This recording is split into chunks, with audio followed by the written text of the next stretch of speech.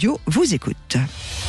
Sur les routes de l'été, Sud Radio vous écoute. Faire du sport, c'est bon pour la santé, tout le monde le sait. Mais quand l'entraînement devient une obsession, il peut se transformer en véritable piège.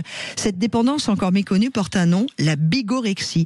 Qu'est-ce que c'est ? On en parle tout de suite avec vous, Théo Ampillac. Ah oui, la bigorexie, vous l'avez dit Laurent, c'est une addiction au sport. Elle est officiellement reconnue comme maladie psychologique par l'OMS depuis 2011.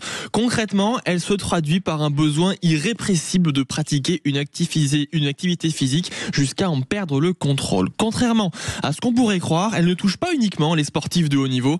Les amateurs aussi sont concernés. Certains s'entraînent plusieurs heures par jour au point de sacrifier leur vie sociale, leur travail et parfois même leur santé. Alors combien de personnes sont touchées par la bigorexie ? Selon les études, environ 15% des sportifs réguliers présentent des signes de dépendance. En France, ça représente près de 500 000 personnes. Une dépendance donc silencieuse, car derrière une apparente hygiène de vie se cache bien souvent une réelle souffrance psychologique et physique. Et si vous-même vous vous reconnaissez dans le portrait que vient de nous offrir Théo Ampillac, vous pouvez nous rejoindre au 0826 300 300 pour témoigner ou même poser vos questions à nos deux invités. Pierre Houin, bonjour. Bonjour. Bonjour Pierre, vous êtes au volant là en ce moment ? En ce moment même, pour encore quelques minutes seulement, oui. J'ai mon oreille qui est sensible au bruit de la route et je l'entends. Vous ne prenez pas de risque, vous êtes sur... Absolument pas, non, pas de problème. Bon, médaillé d'or en aviron au JO de Rio en 2016, déjà bravo monsieur le champion. Et puis nous aurons ici avec nous Hervé Martini, qui est secrétaire général Addiction France, qui est addictologue et médecin du sport, pour avoir son regard sur ce qui vous arrive et sur cette bigorexie. Avec vous, j'ai envie de commencer. Bonjour Hervé. Bonjour docteur. Bonjour. Merci d'être là. Bonjour, je peux m'appeler Hervé aussi, il n'y a pas de problème. Nous allons commencer par le témoignage de Pierre Houin, bien évidemment. Pierre, j'aimerais que vous nous racontiez, évidemment, déjà comment ça va depuis cette médaille d'or de 2016 et le moment où vous avez senti que vous avez basculé dans la bigorexie. Ça va, ça commence à remonter un peu maintenant. J'avoue que je prendrai sans doute un coup l'année prochaine, ça fera 10 ans déjà. Mais voilà, écoutez, ça va plutôt bien. Ma carrière s'est poursuivie jusqu'en 2021, date à laquelle donc j'ai mis fin à ma carrière à haut niveau. Et c'est on va dire à ce moment-là où finalement, quand je suis rebasculé dans une sphère un peu plus sociale, où finalement on sort de la bulle du sport de haut niveau, que j'ai découvert cette notion de bigorexie, puisque quand on pratique le sport de haut niveau, et notamment sur un sport comme l'aviron et sur des filières de force endurance, on se pose pas vraiment la question. C'est finalement notre travail que de s'entraîner. Et puis on a cette obsession de s'entraîner plus et mieux que les autres pour à un moment donné mériter aussi de gagner pour pouvoir faire la différence. Sauf que voilà, c'est un bagage un peu on va dire empoisonné qu'on embarque avec nous en fin de carrière, puisqu'on a pris ces habitudes d'entraînement long et à haute intensité, et qu'on a fini par croire que finalement c'est ce qui nous définissait. Et donc voilà, ça s'est invité dans mon quotidien après ma carrière, donc après le sport de haut niveau, alors que c'était plus forcément nécessaire, et alors aussi que mon hygiène de vie ne me le permettait plus forcément. Donc voilà, c'est à ce moment-là, on va dire que j'ai eu du mal, on va dire, à me désentraîner. Parce que quand le sportif de haut niveau met fin à sa carrière, il doit apprendre à son corps aussi à se désentraîner physiologiquement. C'est quelque chose qui est important, puisque sinon on traumatise le corps, mais dans un sens qu'on n'imagine pas finalement. Quand on s'entraîne moins, on le traumatise. Et donc voilà, ça a été une phase un peu plus compliquée pour moi. Alors voilà, jouer. Pierre Houin, vous qui êtes notre invité à médaillé d'or en aviron au JO de Rio en 2016, et c'est pas évidemment à cela qu'on va réduire votre carrière, une grande carrière de sportif de haut niveau. Vous m'avez dit, tous les sportifs de haut niveau passent ce cap, c'est-à-dire que tous ceux que vous connaissez, que vous avez côtoyés, quand ils ont arrêté leur carrière de sportif de haut niveau, ont basculé de la passion du sport à l'addiction qui est la bigorexie pour le sport. Vous en connaissez beaucoup ? Alors non, je pense qu'on est très loin d'être tous concernés. Ça dépend aussi, malgré tout quand même, on reste des humains, ça dépend des caractères. Voilà, moi j'en connais aussi beaucoup qui avaient hâte de mettre fin à leur carrière puisque justement s'entraîner pour eux c'était vraiment une tare. Et voilà, donc ces personnes ont eu moins de mal à passer à autre chose. Malgré tout, oui, j'en connais d'autres, mais on est plus une minorité qu'une majorité. Et vous avez senti, vous, ce moment où ça a basculé, comment ça s'est concrétisé? Vous étiez vraiment dans la bigorexie, dont je rappelle à tout le monde, c'est une addiction excessive au sport, c'est le nom qu'on le donne à cette particularité. On verra d'ailleurs avec Hervé Martini, qui est secrétaire général Addiction France, addictologue et médecin du sport, ce que ça veut dire vraiment même dans le côté addiction. Comment ça se concrétisait? C'est-à-dire que vous vous leviez le matin et tout de suite fallait aller faire du sport et vous en faisiez toute la journée? Alors, pas toute la journée, non. J'ai quand même réussi à passer un certain cap. Encore une fois, je ne pense pas avoir été un cas d'école de bigorexie poussé. Malgré tout, je pense que je l'ai sincèrement touché du bout des doigts et vous allez comprendre pourquoi. Parce que bon, j'ai eu ma carrière de sport à haut niveau pendant plus de 10 ans et je me suis jamais véritablement blessé, en tout cas de manière directement liée à l'entraînement pendant toute cette carrière. Malgré des hautes intensités, des fortes charges, voilà, malgré tout ce qui allait avec. Et là, par contre, je me suis blessé et j'ai eu la blessure entre guillemets du rameur typique qui s'entraîne beaucoup et qui néglige son hygiène de vie. J'ai eu une fracture de fatigue quelques mois après avoir mis fin à ma carrière. Donc, je me suis littéralement fêlé une côte, due notamment à une charge d'entraînement qui était restée excessive et à une hygiène de vie qui correspondait plus à celle d'un sportif de haut niveau finalement. Donc ça a été véritablement ça l'alerte, le coup d'arrêt. Et heureusement finalement le corps est bien fait parce qu'il nous envoie toutes sortes d'alertes. Et celle-ci moi m'a complètement bloqué. Enfin littéralement on a du mal à respirer quand on a une côte fêlée. Voilà, donc on est obligé de se limiter. Et après juste pour aller un peu plus loin sur la notion de bigorexie, moi c'est plus du coup une forme de bigorexie qui se rapprochait de ce qu'on appelle l'anorexie athlétique. C'est quand en plus de ça on apporte un critère lié au poids et à l'apparence physique. Moi j'ai appartenu du coup pendant plus d'une dizaine d'années à la catégorie notamment des rameurs poids légers et donc j'ai évolué toute l'année autour voire en dessous des 5% de masse grasse pour passer les pesées et du coup j'ai eu un peu cette psychose entre guillemets de la balance et donc il y a eu ce mélange de fort entraînement, régime continu, enfin voilà et donc du coup c'est pas un bon cocktail. Alors on va évidemment tout de suite se retourner avec notre médecin qui est avec nous, docteur Martini, secrétaire général Addiction France, addictolat des médecins du sport. J'aimerais avoir aussi bien sûr votre regard sur ce début de témoignage de Pierre Ouin et puis de nous expliquer exactement ce qui se passe quand on tombe dans l'addiction du sport, donc dans ce qu'on appelle la bigorexie. Alors, d'abord, un premier élément de définition. La bigorexie était décrite notamment chez les culturistes au départ, qui avaient une vision déformée de leur corps. Ils se sentaient pas assez musclés, donc qu'est-ce qu'ils ont fait? Ils ont pris des protéines et ils ont fait une pratique excessive de la musculation jusqu'à finalement se rendre compte que c'était pas suffisant et donc ils augmentaient finalement leur charge musculaire, charge sportive, intensité, etc., les nombres d'heures pratiquées. Donc ça a été décrit d'abord la bigorexie, notamment dans ce milieu-là. Par excès, on a considéré que c'était la dépendance à l'exercice physique ou à l'exercice physique, où là, qu'est-ce qui se passe? Eh bien, le sujet, en fin de compte, c'est bien décrit, tout va être centré autour, non pas tant de la performance que de ce besoin. C'est un besoin compulsif, c'est pas un plaisir, ça devient un besoin compulsif, c'est même pas un travail, parce qu'un travail, on a un début, on a des horaires, entraînement, repos, on va tout le temps être en mouvement, tout le temps besoin de plus, avec des fois des phénomènes de tolérance. Si j'ai pas ma dose, entre guillemets, ma dose de sport, qu'est-ce qui se passe? Je suis pas bien. Et c'était bien dit, souvent la blessure est un révélateur. La blessure est un révélateur, j'ai une blessure qui arrive, alors pendant ou après ma carrière sportive.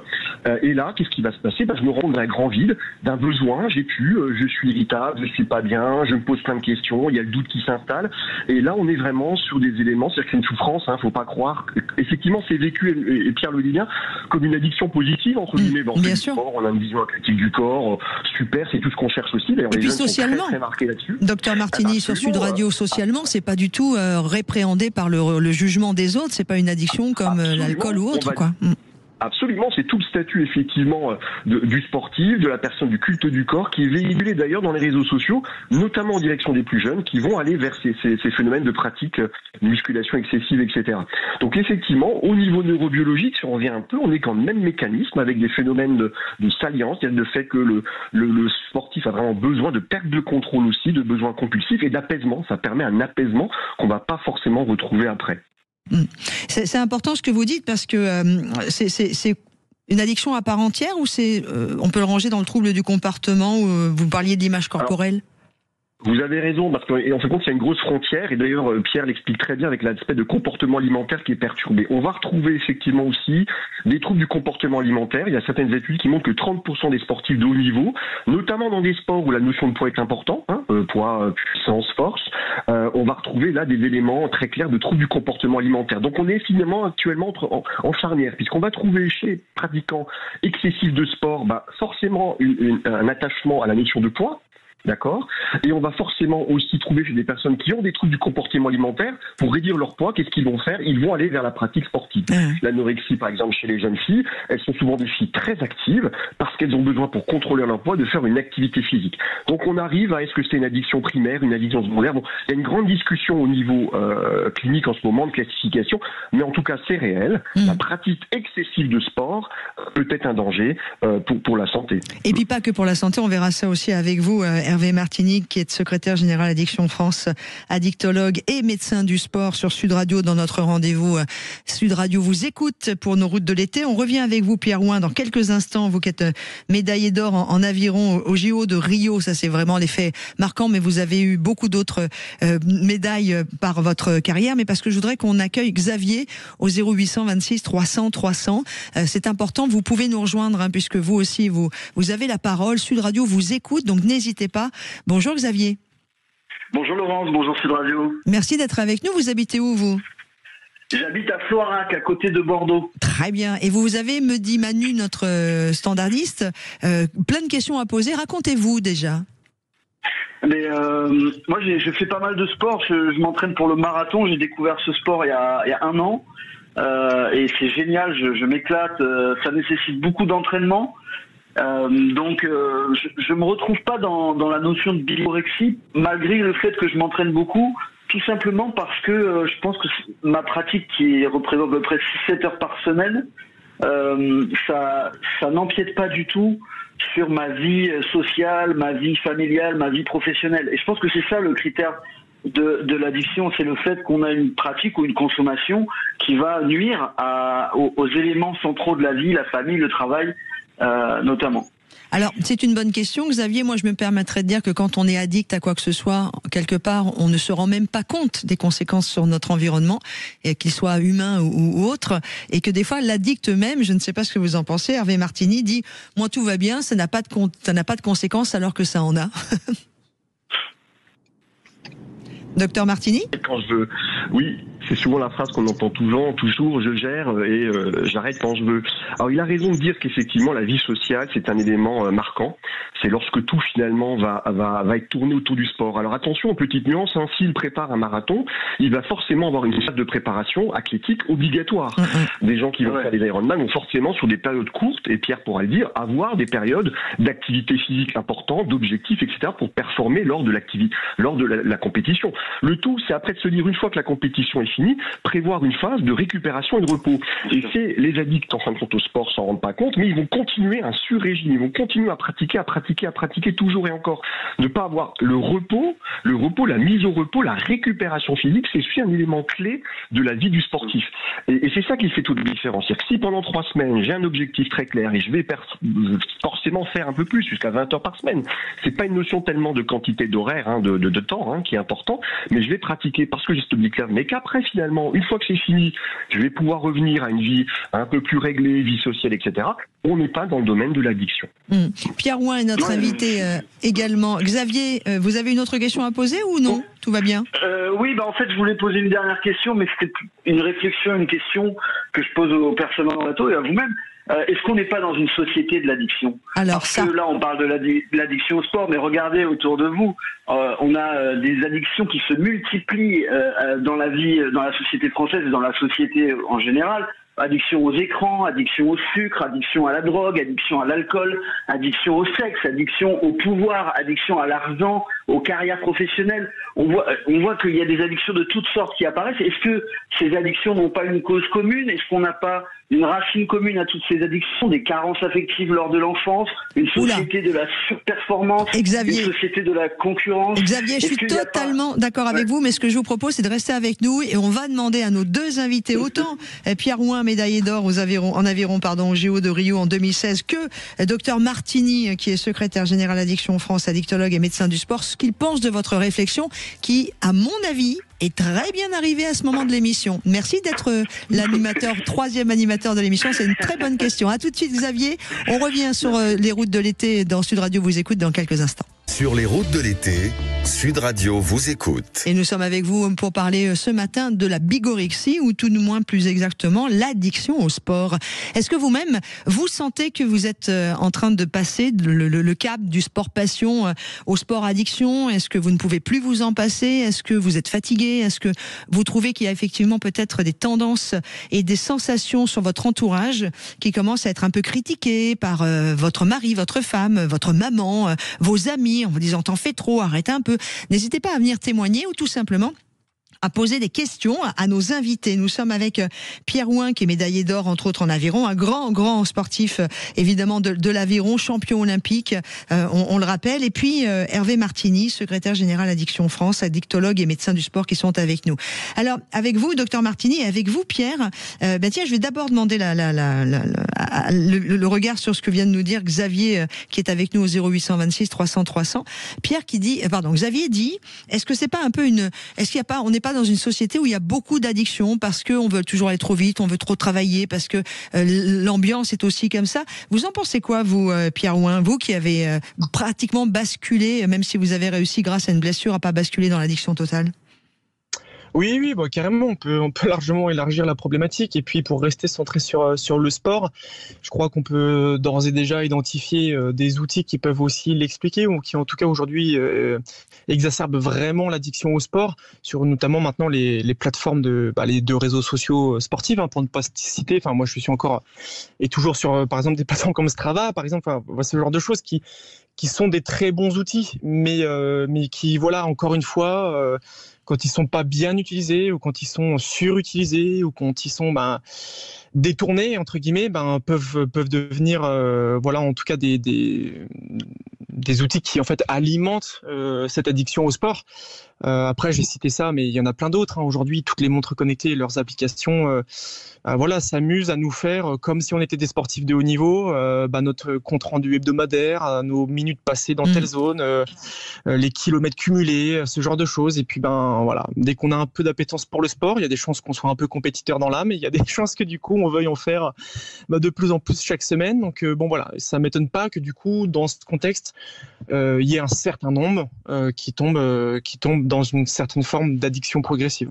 Docteur Martini, que pensez-vous de la réaction et de la réflexion de Xavier sur cette époque où il y a de plus en plus d'addictions?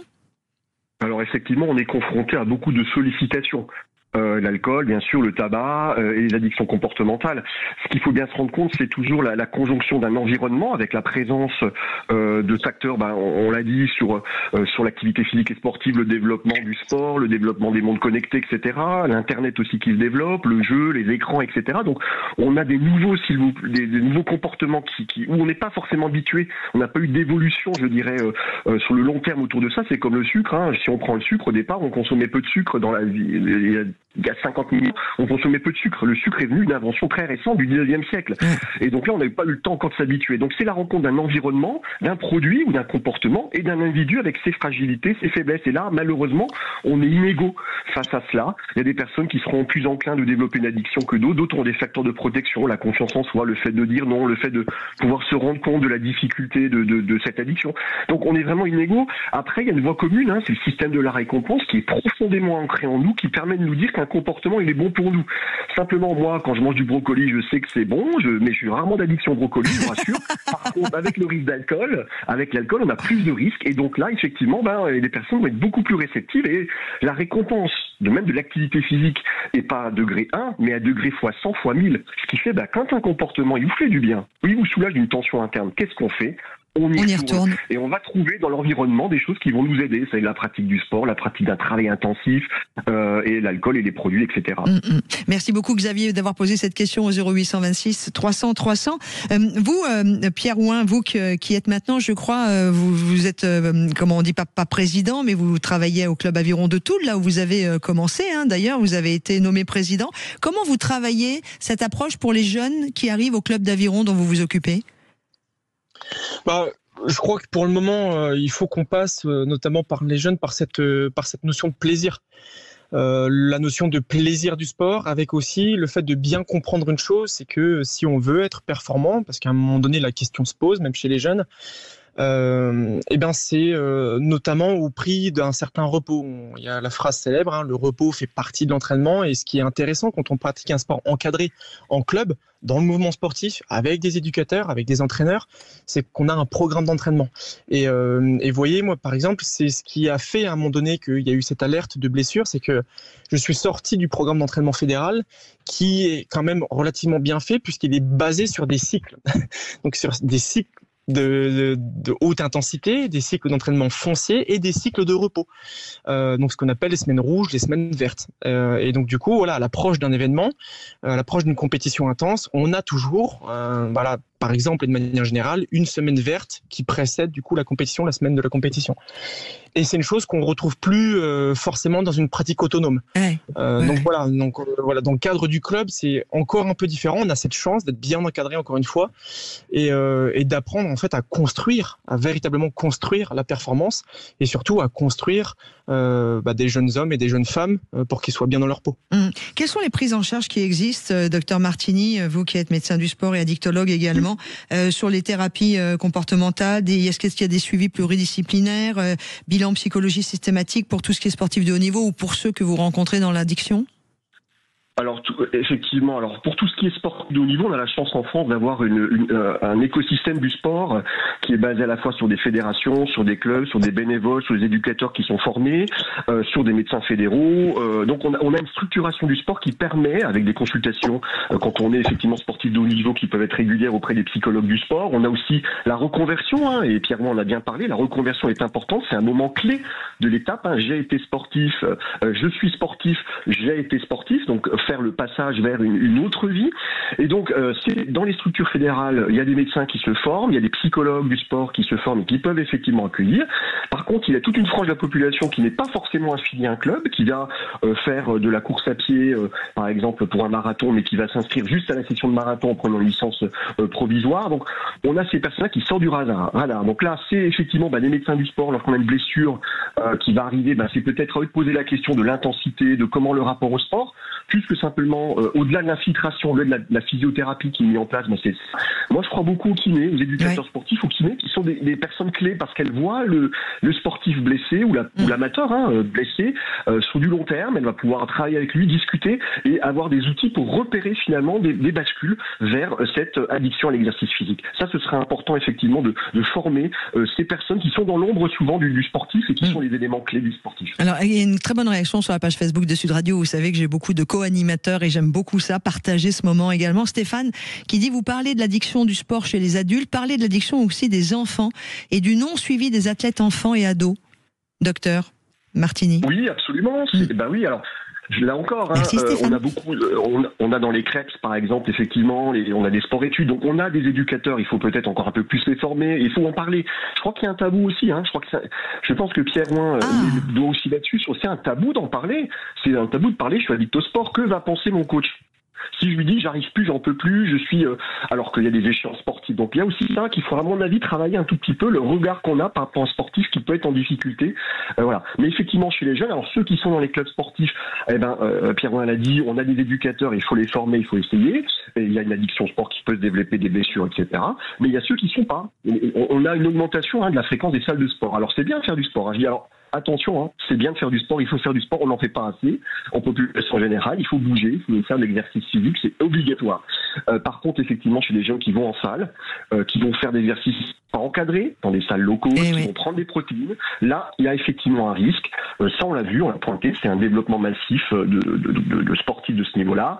avec les risques de dopage par derrière, hein, puisque pour prendre de la masse, pour être bien, je vais effectivement prendre des produits dopants. Et là, docteur Martini, les réseaux sociaux ont un rôle à jouer parce qu'on voit de plus en plus sur les réseaux sociaux des gens qui s'entraînent. Si on est un peu intéressé par ça, l'algorithme du réseau social vous envoie toutes les photos ou toutes les vidéos de ceux qui s'entraînent en salle, etc.